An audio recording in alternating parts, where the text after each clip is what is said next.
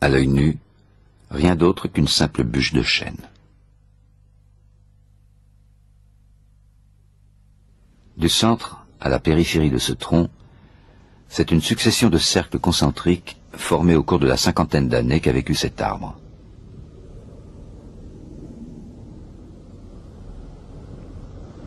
Les cercles les plus foncés correspondent à un bois qui a poussé en automne, alors que les cercles plus clairs sont du bois de printemps. Les lignes noires transversales sont des rangées de cellules végétales, partant du centre vers la périphérie, qui jouent un rôle important de stockage des matières nutritives.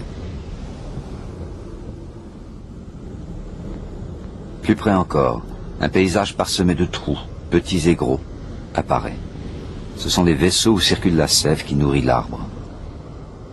Une année sépare chaque rangée de gros vaisseaux formés au cours de printemps successifs. Les vaisseaux plus étroits correspondent à la période d'automne et d'hiver, pendant laquelle la croissance de l'arbre est ralentie. Le débit de la sève est donc moins important que dans les vaisseaux de printemps. Entre ces vaisseaux d'automne, nous nous rapprochons de petites cellules, parfois creuses, aux parois épaisses et aux formes rectangulaires. Ce sont les fibres qui constituent le squelette de l'arbre, lui permettant de rester rigide et vertical.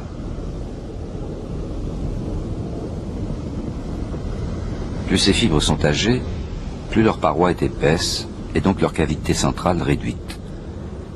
Certaines ne se réduisent d'ailleurs plus qu'à une simple fente, parfois peu visible. À ce grossissement, les aspérités du bois prennent des proportions gigantesques.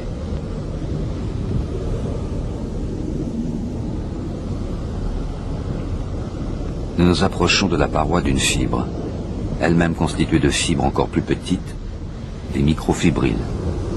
Elles sont faites de cellulose, le principal constituant du bois.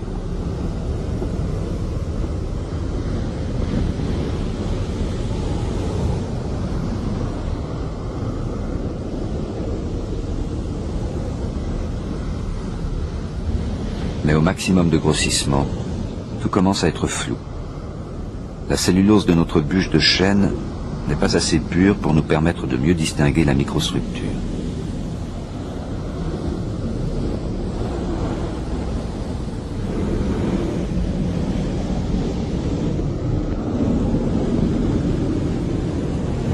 Au-delà, plus rien de visible pour le moment.